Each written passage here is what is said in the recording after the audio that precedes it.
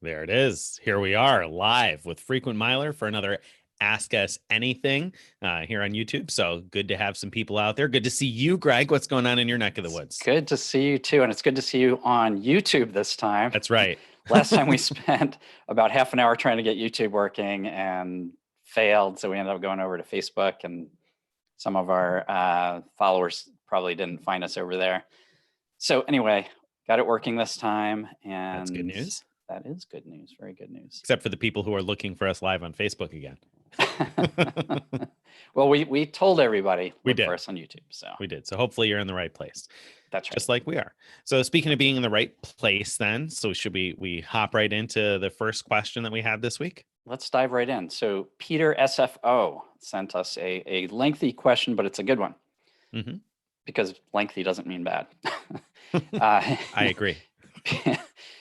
I'm going to read just the first paragraph first, and then we can jump in talking about it, and then we can go forward in his question to say why what we already said was wrong. He says, I just changed jobs and need to roll over a 401k with 100k plus in value. Is transferring to a Merrill Edge account to qualify for Platinum Honors and then getting a Bank of America Premium Rewards card a no-brainer? So my first reaction when I see that is, I think so. And I say I think so because I haven't looked at whatever kind of fees are on the Merrill Edge side. So you would probably know better than I do as to whether or not that's financially a good decision. But at the same time, I think that whatever all of that fee structure is probably easily outweighed by the chance to earn 2.62% cash back everywhere, especially since you could then move that eventually somewhere else if you're not particularly happy with Merrill Edge. So, once you earn that platinum status, you got it for 12 months until they review again. So I don't know as though you can move the money out like the next day, but relatively soon thereafter, you could move the money somewhere else and they're not going to review your account again for 12 months. And right now they're kind of suspending that altogether. I assume it'll pick up at some point in the next year, but I think it's a no-brainer. What was your reaction, Greg? So that was my first reaction, but he goes on to say why the premium rewards might not be a no-brainer for him. But so let's break this into two parts. Mm-hmm. First part is, should you move the 100K to Merrill Edge? And I say yes, I think that's a no-brainer. First, call Merrill Edge, ask them what the best offer they can give you for moving your money in is. Usually they'll have some kind of deal where you can get $300 or $400 or something like that for moving 100K in. It's usually a lot more for 200K, but if it's 100K, that's around the range you might be expecting, $250, something like that. And then move it. I mean, in my opinion, they've been great. They have, like, once you're at that 100K level, I don't think there are any fees to speak of. They waive certain number of trading fees too, which I don't do any trading, but if you do any of that, but you're just talking about your 401k, so I really do think completely a no-brainer to do that.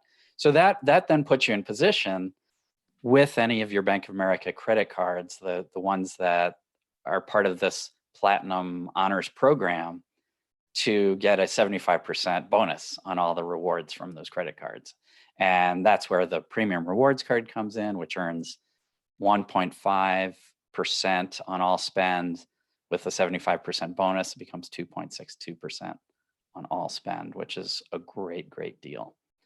Yeah, I mean, it really is. That's as good as it gets for ongoing uncapped cash back.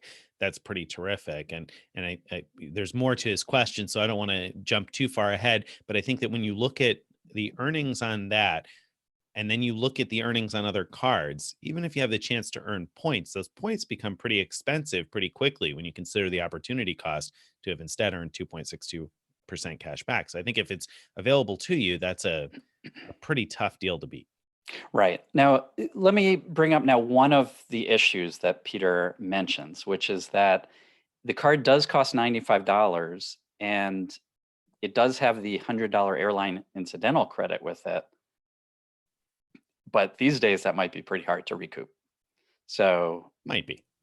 Should he think of it as a $95 a year card instead of a fee-free card, free after rebate card? I mean, I wouldn't. I'm going to let Greg tell you whether or not the direction I lead you is an accurate direction. But I would say that when it comes to all of these airline incidental fee type things, let me put it this way. We write a lot about manufactured spending. People are familiar with that concept, right? The basic idea of manufactured spending is you spend a bunch of money and then get it back so you can earn the rewards and it doesn't cost you anything. You should look at those airline incidental fees the same kind of way. How can I spend a lot of money or not a lot of money, just $100 and figure out a way to get that $100 back in my pocket? And I think that a lot of people have looked at it historically as, oh, well, I'll buy a gift card or something. And that's not money back in your pocket. So look a little bit harder at it and see, well, how could I spend money and actually get that money back? So obviously, if you're spending money on air travel, it's relatively easy. That just a couple of bag fees or something like that would use that up. But I think there's probably lots of ways that you could spend and get it back the same with the same type of outside the box thinking as it takes to buy a Visa gift card and buy a money order with it and deposit it in your bank.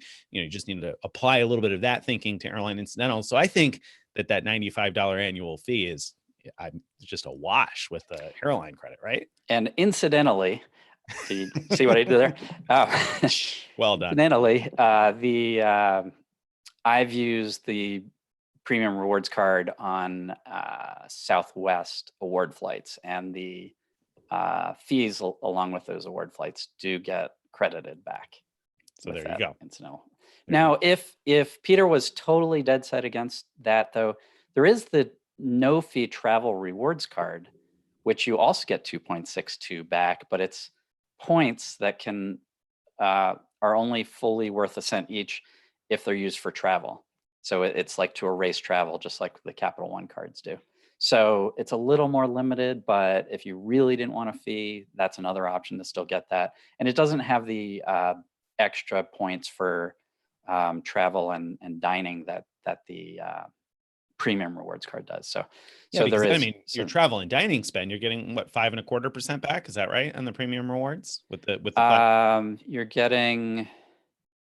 Is that right? I'll double check. I don't think so. No, because no, it's 3.5% because you're getting 2x. Oh, right.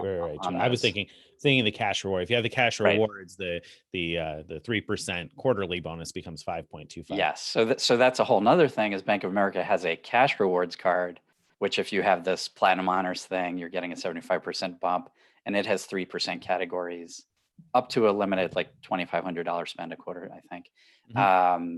And so on those in those categories where you're getting 3%, it becomes 5.25%, which is really outstanding. So he goes on to sort of says some stuff about 524. So not sure whether to waste a spot on that. Also about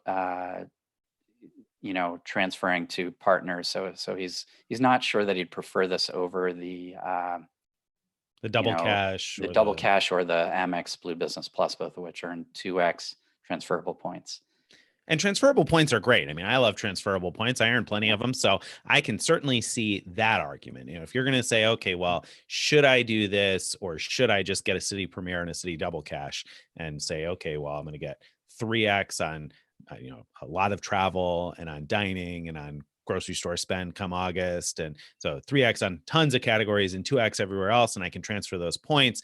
If that's your alternative and, at the same $95 cost, I could see where you might decide you want to go with the Citi points instead, especially if you frequently transfer to partners and you figure that you're going to get back to traveling as normal at some point in the not so distant future, the next year or 2 years or whatever. So you got some time to build up points. That said, eventually, once you get to this mountain of points, it's tough to beat the cash back. If you look at it and say, okay, well, I could earn 2 thank you points per dollar, or I could earn 2.62% cash back, those thank you points are costing you 1.31 cents. Yeah. So you're it doesn't feel like you're paying for it, but it's cash that's coming out of your pocket that could have been there. And instead you're paying it at 1.3 cents each. Would I buy Citi points? I mean, only if I had a pretty specific use in mind. Right. And same argument for the Blue Business Plus. You got to ask yourself, would you buy the Amex points for 1.31? There, maybe you would. Kind of just depends on your situation. Do you already have a big stash of them or not? And if not, maybe you want to build them up. But one reason he might want to think about that, if he really is concerned about 524, doesn't want to lose a slot. So he's got plans for other cards he wants to get while he's under 524, or when he gets under. I didn't read it carefully enough to know. Then the Blue Business Plus, I would pick over the Citi Double Cash. Because you can transfer to partners with no annual Well, fee and preserve because your points. no annual Right? fee, and it does not count against 524 because it's the business Amex. Okay. Good point. Good point. So Overall, I think it's worth it, though. I gotta say, yeah. I mean, I think it's worth it. It's worth it to have and to hold and to keep. Also, for once you've built up your points with everybody else. So just to at some point- summarize, yes, move your money to Merrill Edge. That puts you in position. 2, we think the answer is probably yes for you for the premium rewards card or the travel rewards card. But if you really just prefer building up your points, then, and you're concerned about your 524 count, Blue Business Plus is what I'd recommend. All There you right. go. Okay. So question number 1 now. Now we got some folks out there, and please type your questions, and we're going to get fed those questions as we go through. So question 1 here comes from Matt Miner. So Matt asks, any speculation on a potential Amex announcement in the next few days? So he's getting at the fact that it's been rumored that Amex is going to come out with some sort of information, some card refreshes, new benefits. This was all talked about during their annual earnings call recently with shareholders. So they were talking about how they're going to do something, and we don't exactly know what that is. What do you think? Any speculation, Greg? I don't have any good insights into what they're going to do, so I'm interested to hear from you about that. But I was disappointed to read that they're going to do something about streaming services, because there's just not a lot of upside there. There's only so much. I mean, unless you're paying a lot for streaming services, then maybe there is a decent amount of upside. But I'm hoping for something more exciting, and I don't know what that'll be. Well, I think that if they're just going to add streaming services as a bonus category, as other people have seemed to have, been moving in that direction, then yeah, that's not exciting at all. You don't spend enough on streaming. I don't care how many subscriptions you have. You don't spend enough per year for that to make any material difference. But on the flip side, if they were to add a streaming services statement credit, they've had all these airline incidentals and things like that. If they were to add $100 statement credit towards streaming services to the Platinum card, for instance, that would be something that I think many people would be able to take advantage of. So, or $10 a month or whatever. Actually, that's a good point. Then it would be more fair to look at that almost at face value if you're paying for those things anyway. Right. So I think there's potential for the streaming thing to work out, but yeah, if it's a bonus category, forget about it. That's it's not worth anything. Now, there's been speculation that they may do something about annual fees, and I've just been seeing this in the last day here that they may be waiving fees or doing something to mitigate annual fees for people come May. What have you heard? What do you think about that? I don't know. I had a situation. I had a Delta Reserve card annual fee come due, and I called thinking, this was just a week or 2 ago. I called thinking, oh, they'll definitely offer some huge retention. No, that's they didn't. Crazy. Yeah. Considering how much money I imagine you spend on that card, since anybody who doesn't know, Greg spends Delta Diamond status, so that's like $250,000 over his Delta cards each year. Right, so right. You spend enough on that card. I'm surprised to hear it. Yeah, I know. So it was a business card. So they don't have a free. I didn't want to cancel my account altogether because I plan to get the card again. So I didn't want to worry about hard pulls in it. Well, I didn't want to worry about the fact. Never mind. There's a whole complicated thing there. Right. But so I downgraded. There's like a $50 Delta business card that I don't think we've even written about because it's so bad for most purposes, but kept my account alive and let me not pay the $450 annual fee, which I was still like grandfathered for one more time into that $450 fee. So I paid $400 instead, I think. Yeah. Well, I had a similar experience with an Amex Aspire card recently. Got absolutely no offer, though. It wasn't particularly surprising to me because we hadn't spent any money on that card apart from, the Hilton, one Hilton stay, I think, last year, and the welcome bonus. So, but nothing at all. No retention offer period on that. So yeah, I don't know. I'm not sure. I would like to see something and be great, but I imagine that Well, no, I mean, they already have a grocery card. I don't know where they're going. We saw today, if you haven't seen the news yet, that all of the Bonvoy cards, except the Amex business card, are going to earn 6x at grocery stores from May 1st to July 31st. And that may or may not be interesting. The email from Chase says that it's capped at $5,000 in spend to earn that 6x. But it does apply to all of the old cards that are no longer available also. So if you have a Ritz card or the old Marriott card or the old SPG card on the Amex side, those are all going to earn 6x at grocery stores. I don't think that that was part of the refresh that Amex was planning here, because it seems like this was pushed by Marriott. So I Right. don't think that was really part of what we're to expect. No, I don't think so either. And Amex, I mean, they already were ahead of most others on bonusing grocery spend. So yes, I mean, I could see them extending that to more cards than they do today, but Yeah, but yeah, you know which I ones. don't know. Yeah, I don't not know what's going to really. happen. Yeah. No, I It's don't know. We'll exciting see. though. We'll Yeah. see. Yeah. Hopefully it'll be something good. All right. Right, let's move on. So Yep. Jan asks, can you review what status and any other perks remain after you close down a credit card? For instance, if I close my Amex Marriott Bonvoy, what perks will I retain and for how long?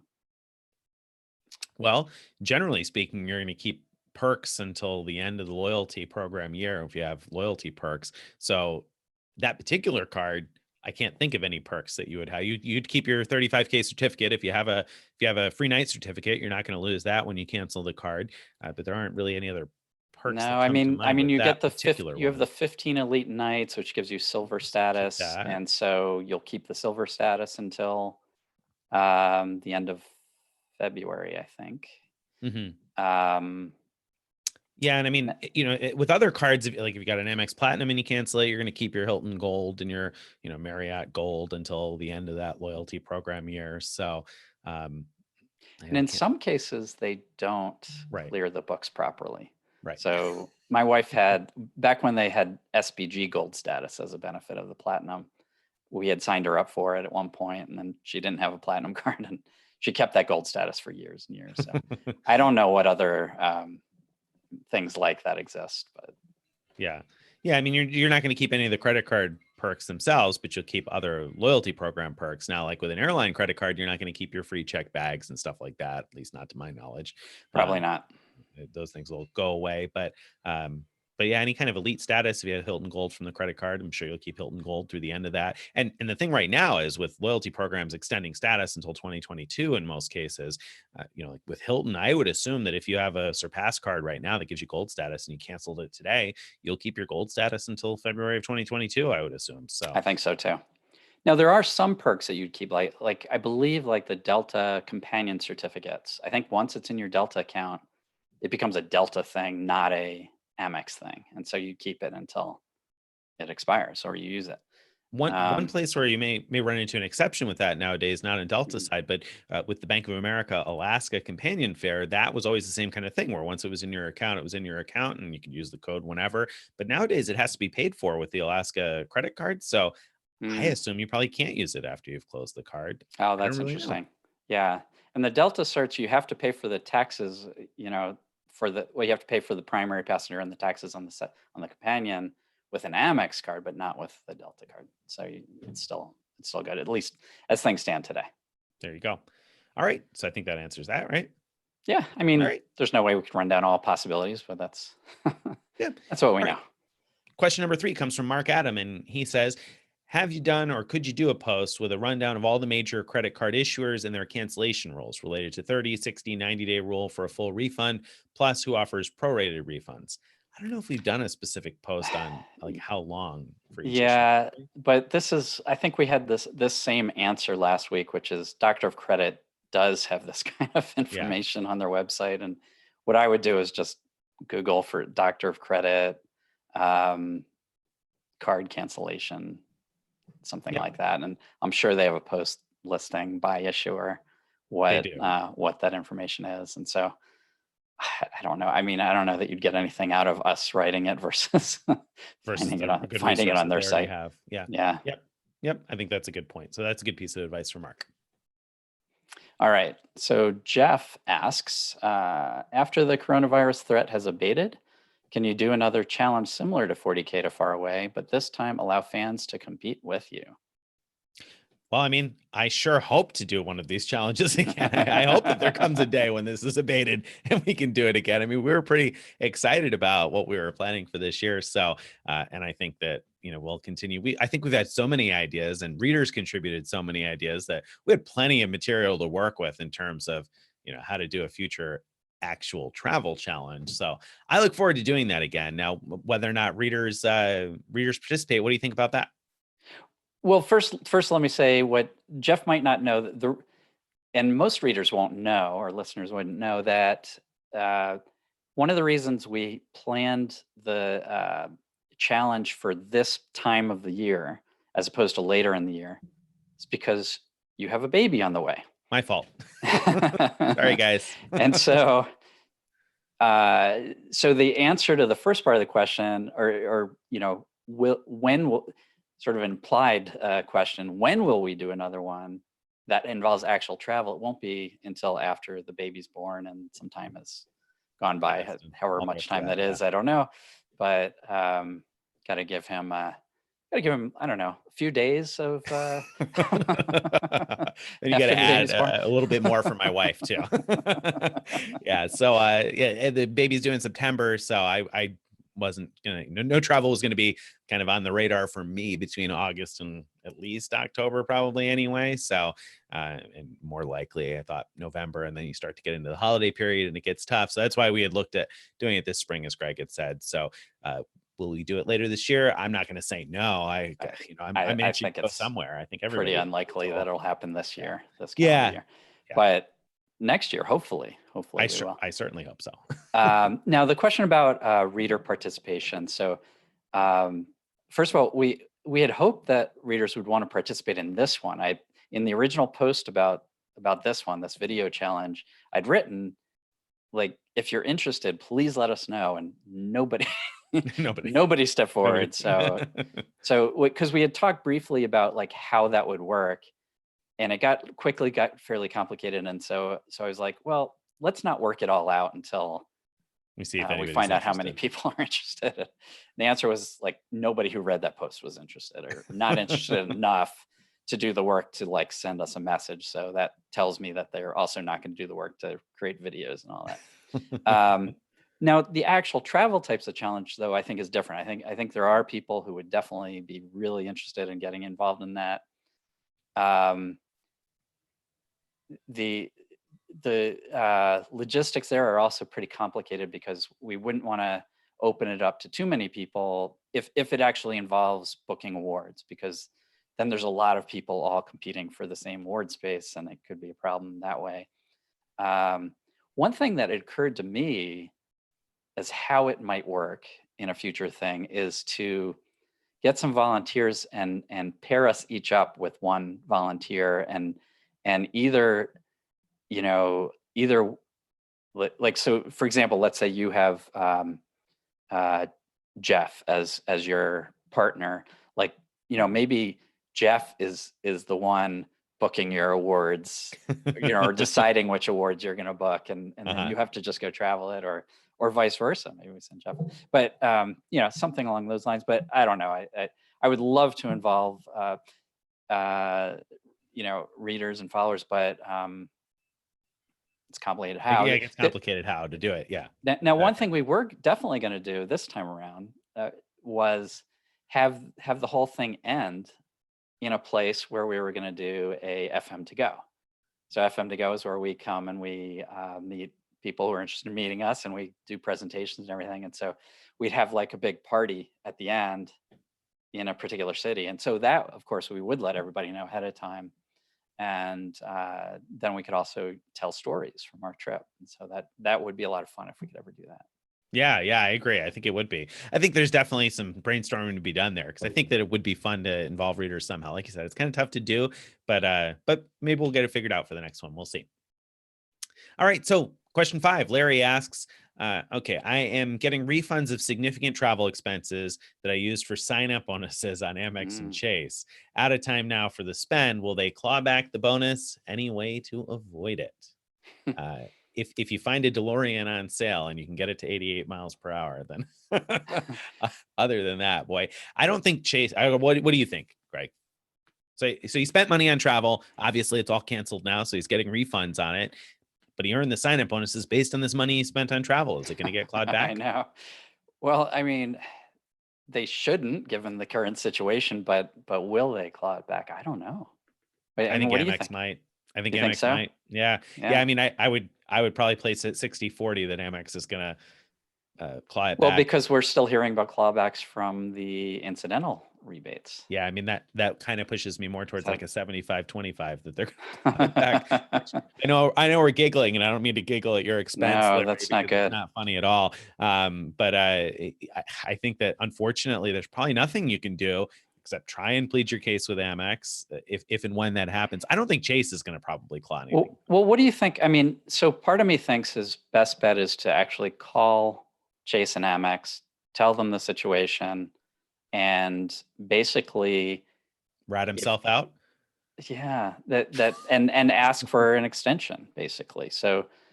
And if you're lucky, so the bad That's part actually about not a doing bad that strategy. is that it might draw eyes to your accountant. They'll say, "Oh, you need to claw that back." But I don't think I don't know.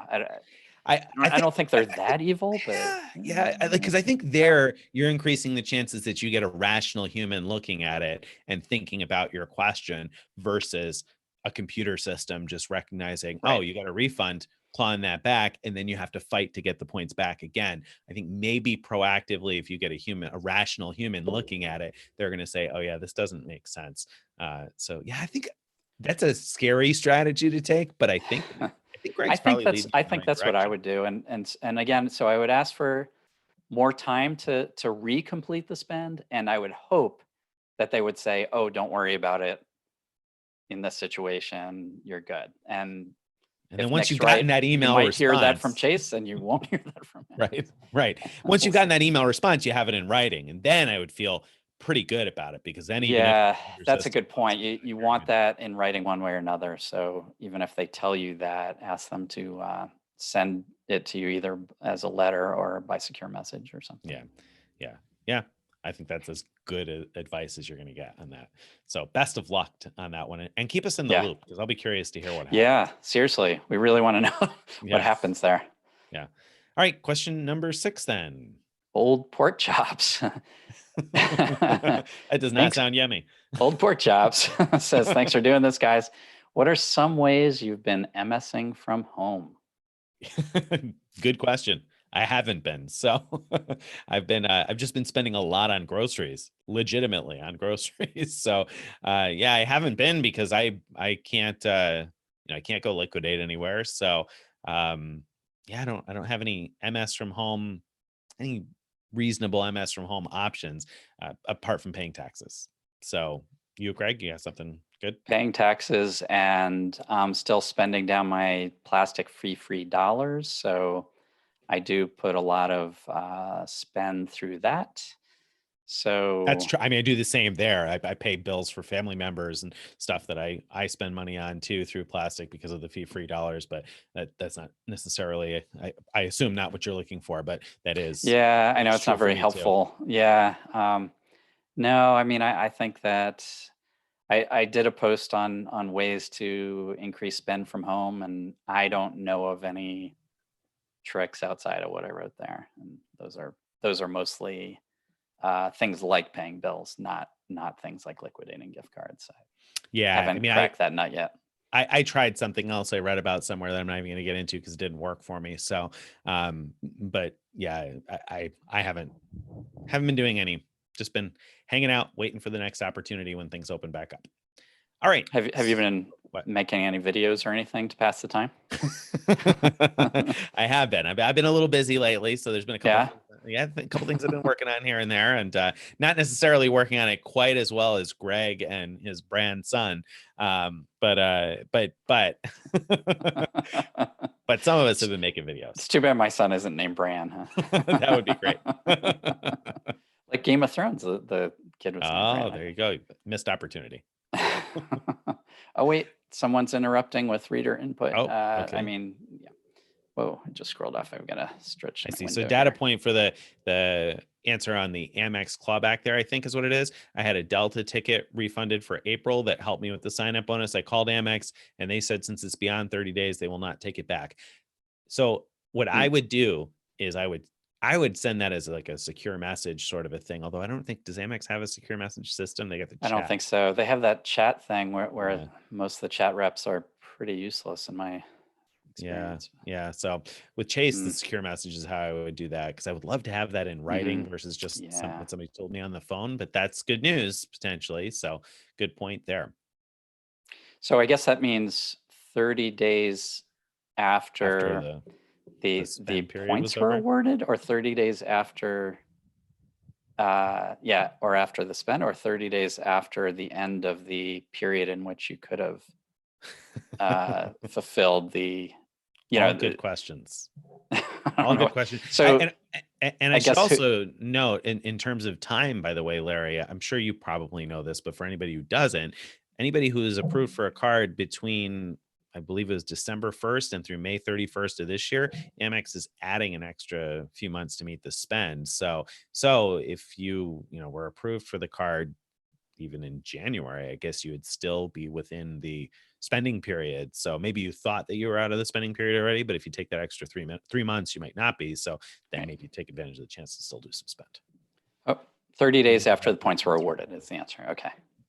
Oh, well, that's interesting. That's I good to mean, know. it is, but that makes me believe it less. Doesn't it make you believe it less? Because they've clawed Yeah, back points long after 30 days have it's passed true. before. Hmm. So I feel like if I didn't have that in writing, I would take that with a grain of salt All because, right. yeah. Well, so Darlene has a question for you. Okay. She doesn't say Nick, but I know it's for But you. you think it's for me. How can one use the Hilton Aspire Resort credit now if you're not planning a stay, since I plan to downgrade the card? Even international hotels don't seem to allow you to prepay a stay. Well, yeah, there are a lot of hotels that charge a deposit. So if you were to book one that charged a large deposit now, and then plans change between now and then, which is certainly feasible, then you would theoretically get refunded. Now, will Amex claw that back down the road?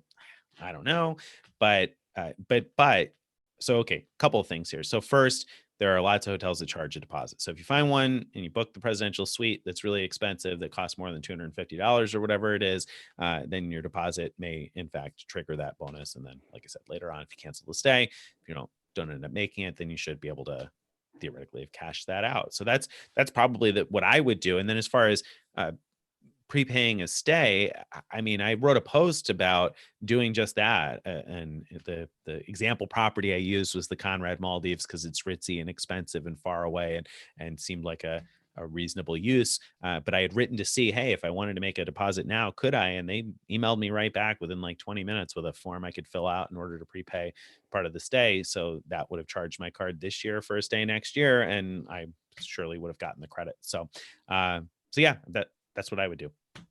There you go. I knew you knew the answer inside and out. Yep. Okay, so question number 8 comes from teacher Jenny G, who says, if I wanted to focus on just accruing Chase Ultimate Rewards points, Citi Thank You points, or Amex membership rewards points, which do you recommend based on the value of points? So if you want to focus on just one transferable currency, which one do you recommend, Greg? That's a really hard question to answer in a vacuum. So, I disagree. boy. I have a clear answer, but I'm not going to answer mine until you've struggled with it. I mean, boy, I'd want to know more about Jenny's uh, like experience booking awards, what kind of travel she's likely to want to do with the rewards, um, because like so for a long time my go-to for people who are like less experienced was Chase, because if you have the Chase Sapphire Reserve, then the points are worth 1.5 to book any travel through the portal. And so it's just super easy way to get decent value. You're not getting, way outsized sized value, but you're getting decent value. You couple it with like a Freedom Unlimited card that gives you 1.5 points everywhere. Then you're getting like 2.25% back on all spend towards travel. And so that's sort of my standard answer for, or has been in the past for people who are sort of less advanced. But these days, with the Citi Premier about to offer 3x for grocery and dining in August, I think that's going to start. That combination with the double cash means that you can be getting points that you could use for travel with the Premier, like by transferring to partners, or all the 2x that you're earning on the double cash, you could be just use that as cash back, which is super easy.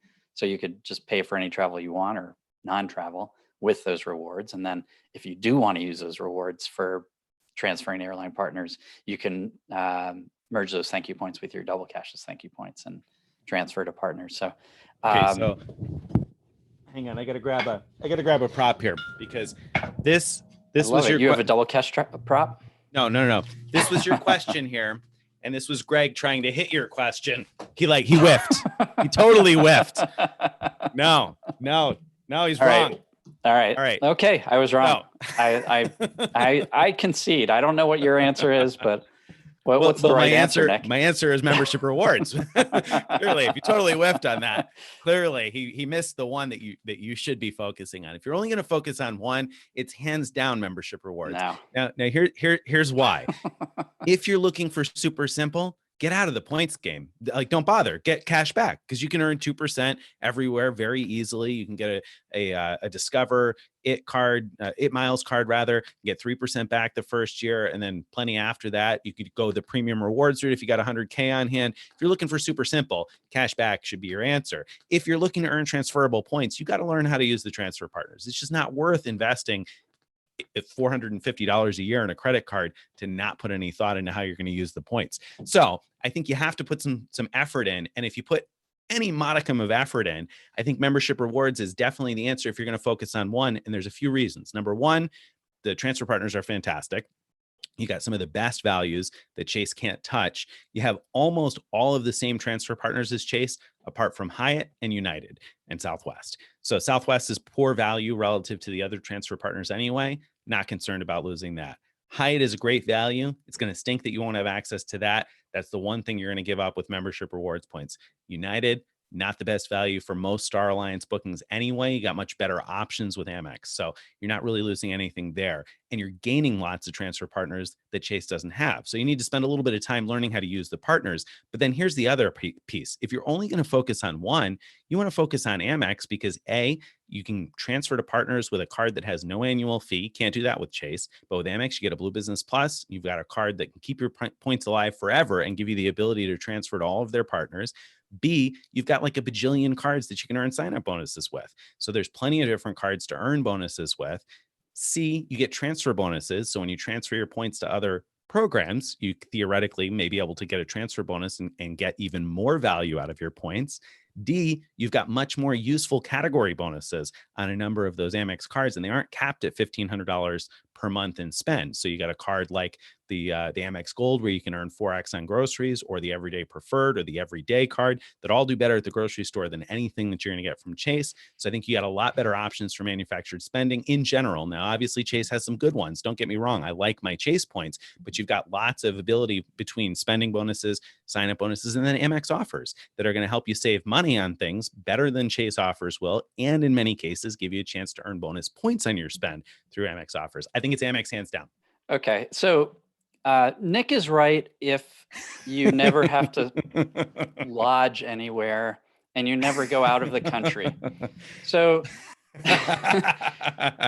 have fun. You didn't know you were going to start a fight. Have fun when you're in Europe or Asia or somewhere trying to spend your Amex card everywhere, because there's going to be lots of places that say we don't accept American Express. That's a good point. And when you want to use your rewards for a hotel stay, you're going to get terrible value with Amex. Terrible value. Generally speaking, that's correct. Yes. Whereas with Chase, you have the option of Hyatt. You have the option of booking through the Ultimate Rewards portal at 1.5.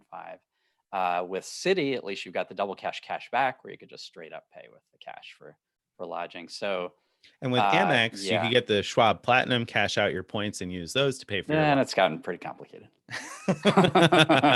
All right, so there's your answer. Any one of the three could potentially be the right answer because we settled on all three of them. That's So right. that's why we don't pick. All right, question number 9 then comes in from is it I can't see the name well enough. Ragu, I think. There's Okay, an there you N go. there, but I don't It's know. an N. Okay, so the N is just extra. All right. So any chance once Alaska joins One World, we can transfer membership rewards or ultimate rewards to Alaska mileage plan? Any chance they'll become a transfer partner? What do you think? No. No, I agree. I mean, I don't see how the two are really related. I mean, They aren't. Okay. They aren't. Bank of America issues their credit card. No, I don't think that that Alaska is going to sign an agreement with Chase or Amex. They probably have an exclusive with Bank of America. So until Bank of America issues a transferable points currency, which I keep predicting or really hoping that the premium rewards points will become transferable. Until then, I don't see it happening. Yeah, so there you go. I don't think so. No, I everybody would love it. Everybody would be happy, be thrilled if somebody was transfer partners with Alaska mileage plan. Although, unless they completely tank the reward charts. True story. True story. Then it won't matter at all. Be sad, yeah. Which is possible. So there you go. All right. So Mike asks, do you still find United as valuable transfer partner of Chase with the recent devaluation? Wouldn't Amex be better because of the life miles and Aero plan? Okay, go ahead. I mean, I think Amex was better before United devalued. So, is United a useful transfer partner if the cheapest possibility for booking your reward happens to be through United and you have Chase points to transfer? It's fine. I think that it can be useful if you're going to fly domestically and United has a 5K award.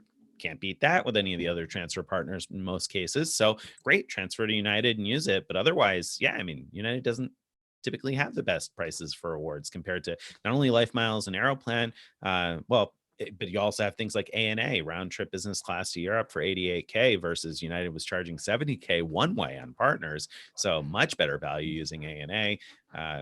Of course, there are fuel surcharges then added for some programs. So that's where life miles comes in handy since they don't have those and you can kind of, trick the game a little bit. But yeah, I think that regardless of the devaluation, I don't think that United in most cases was your best option for Star Alliance awards, unless you're leveraging the excursionist perk. And that, as Greg kind of pointed out last year when things went variable, maybe that will become easier, better, some in some way more advantageous as things change here.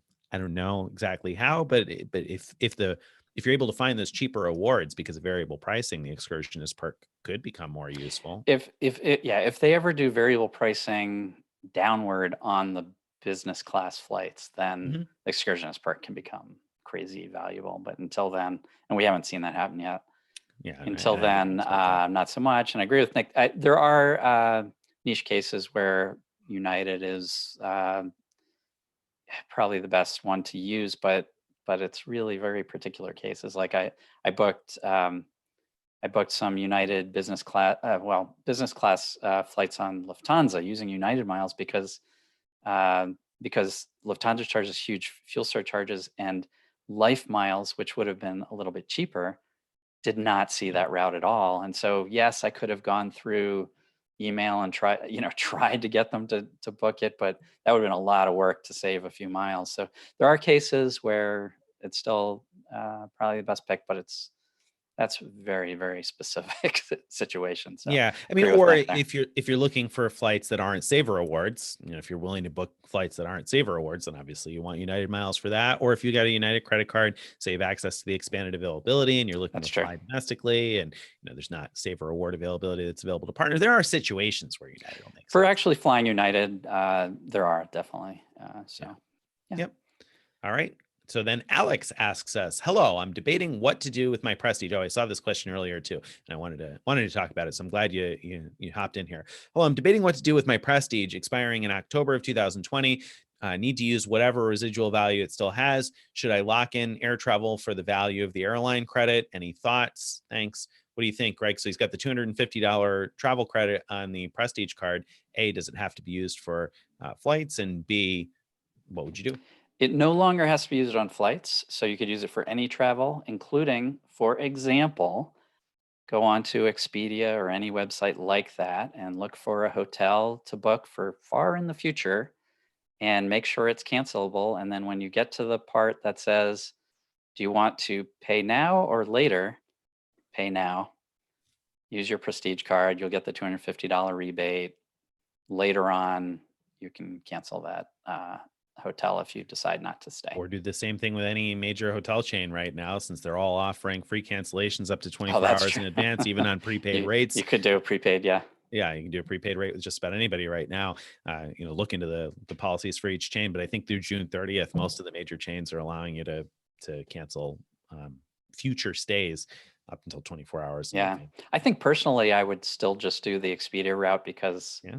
I know, like, because I'm confident it works without any issues, and I just don't know when hotels are like trying to code these special case situations, like what's going to happen. Well, that's a good question. I don't know, but I do know that, for instance, earlier this year, and kicking myself now that I did this, but I did that Hilton timeshare offer where I prepaid for a stay, sometime in the future to use within the next year to get a bunch of points and a stay with Hilton timeshare, and so that was, I don't know, it was $350 or something, and that triggered my $250 Oh, travel nice. credit on the Mhm. Prestige. So even though that wasn't charged directly by Hilton, it's Hilton's timeshare arm that still counted as travel.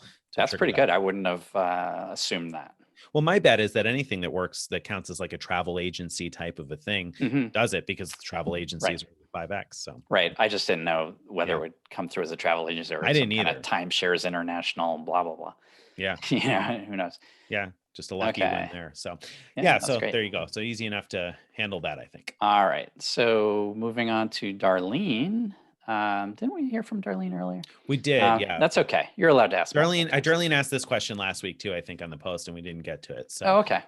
Darlene has a trip to South America at Christmas. She says, I don't know if it'll be safe to go.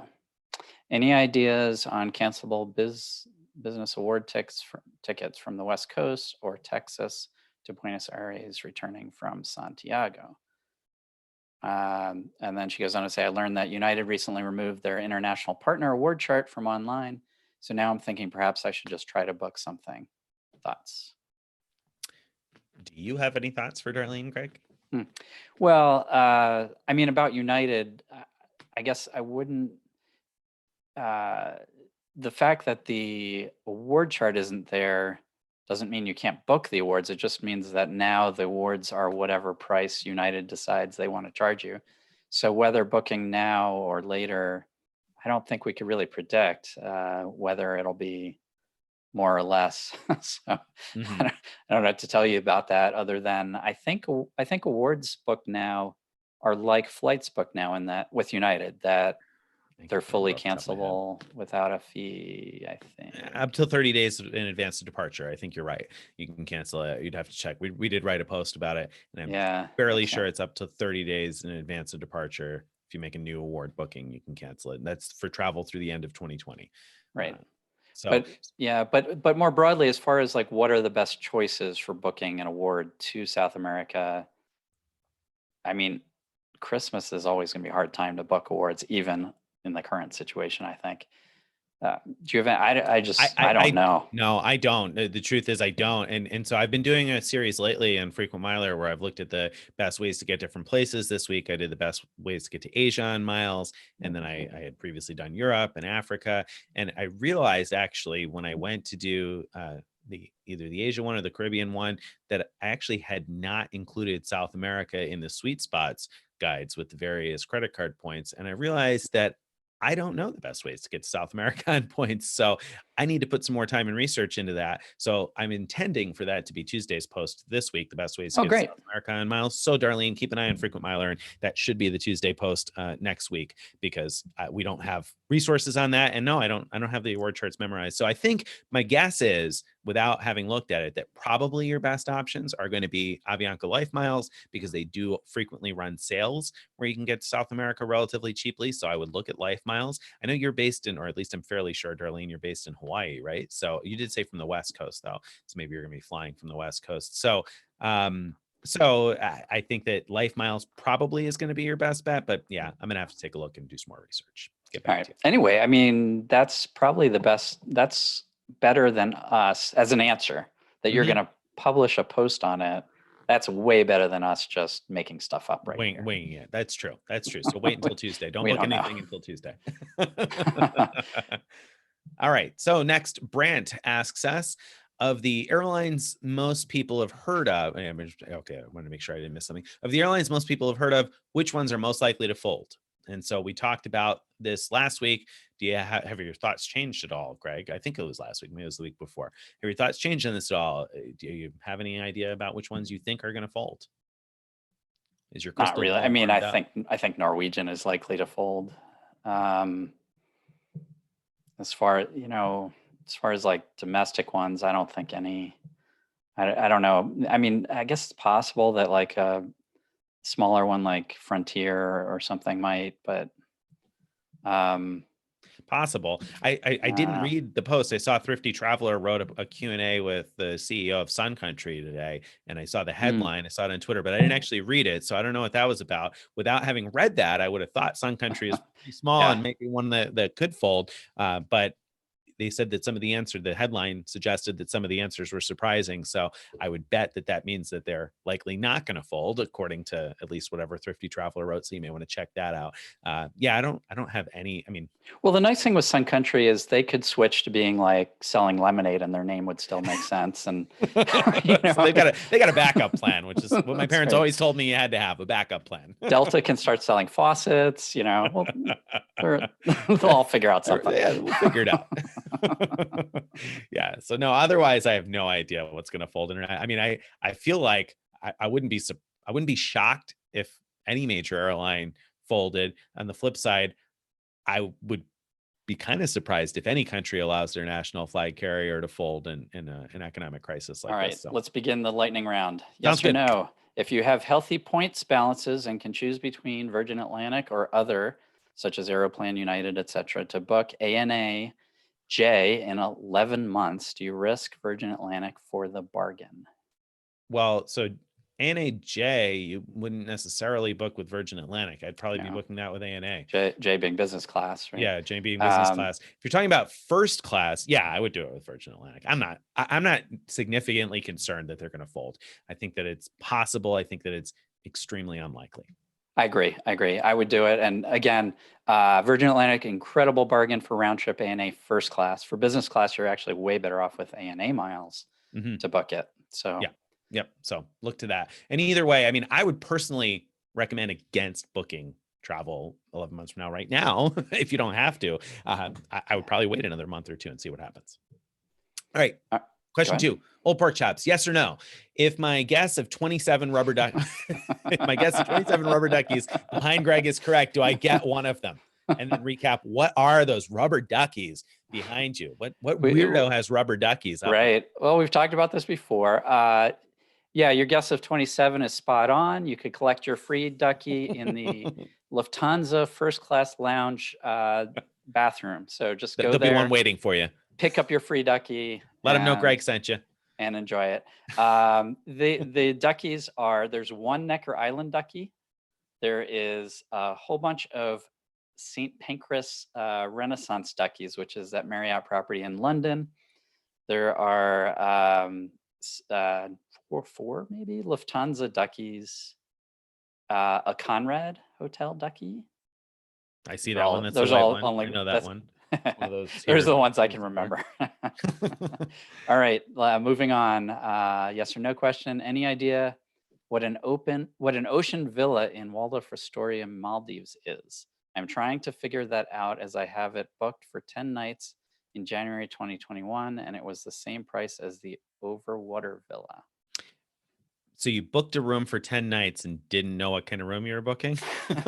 He booked an ocean villa because it was available, I assume. It was available. Okay. I probably would have looked, in general, I probably would look at the room descriptions on the hotel website before you choose which one to book, just to make sure that you're getting the room that you want. My guess would be an ocean villa is probably like on the land. It's probably a beach thing, right? Because otherwise it would say overwater if it was overwater. So my bet is it's on the land, and typically those rooms might be a little bit I don't know if it's anything like Bora Bora anyway.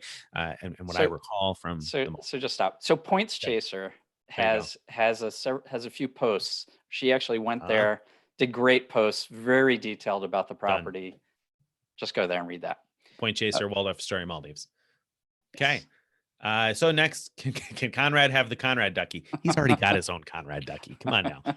If Conrad didn't have his own Conrad Ducky, then yes, of Right. course. Thank you. I He's appreciate sort of that. like the frequent miler nephew or something. It's the Conrad Tokyo that gives you the Conrad Ducky, by the way, for anybody who's looking for that.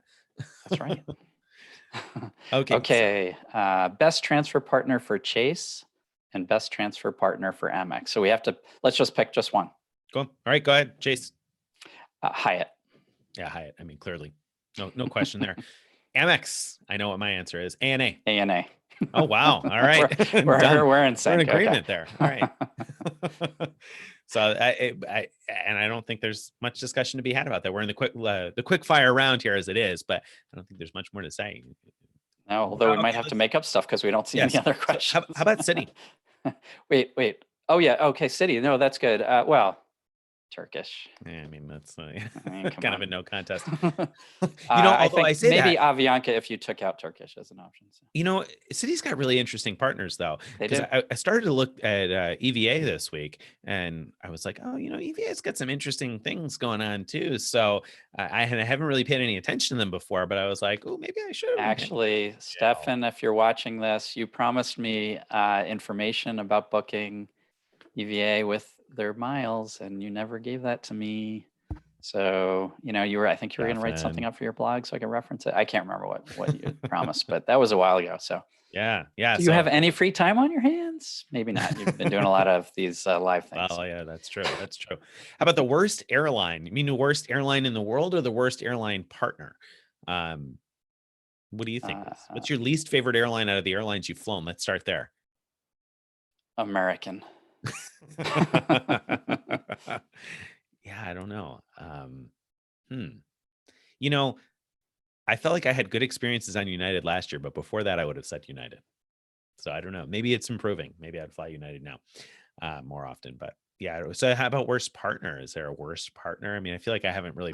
There's any some that time are with them at all. so bad. I mean, so if in our pages where we list, we have a page for each major program, so Chase Transfer Partners, we have a page called that, and Citi Transfer Partners, and we actually have it broken down by like most useful partners, sometimes useful, and then the rest. And so there's a lot in the rest column, especially like for Amex, where you would just get such poor value. So I don't know. I don't remember off the top of my head. Let's continue on the conversation with the Ocean Villa. Let's see. It was the same cash price as the Overwater. Oh. There's nothing on Points Chaser about it. Haven't checked all the blogs. Well, I mean, I still think I probably would look at the hotel room descriptions. I mean, do they not on the Waldorf Astoria? So anytime I'm wondering about different rooms and which room I should choose, and this is a good point, because with Hilton, every now and then I'll see 2 room types available for the same award price. That's happened to me at other Hilton properties too. So the good piece of advice here is to just go directly to the hotel website, and usually there's a tab that says rooms, and you can read a pretty lengthy description of what each of the different kinds of rooms are. So that's where I would go. I would assume an ocean villa is probably on the beach, and an overwater villa is over the water, and it really just depends on which you prefer.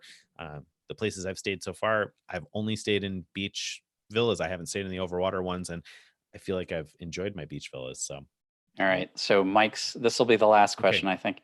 Have you guys ever taken any service items from a premium cabin flight that was not meant to be taken, such as blankets? I don't think I have, actually. I can't, not that I can think. I mean, no, not that I can think of. Like on Emirates, I remember when you pull up the mirror, there's a thing with like some lotions and stuff like that. So it's not directly in the amenity kit, but it's got those like little smelling things to sleep, and the Focus one. I've taken that, but I feel like it's consumable, so it's meant to be taken. So no, I don't think I have anything like that. You? Well, in when I did Singapore Suites, when it was laid flat like a bed, it was so comfortable. I just took the whole seat. It's actually what he sleeps in at night. That's He right. converts That's it to right. a bed. It's way more comfortable than regular Brought the bed, whole so. seat home. Yeah, the whole seat. Yeah. Well, there we go. So now we know.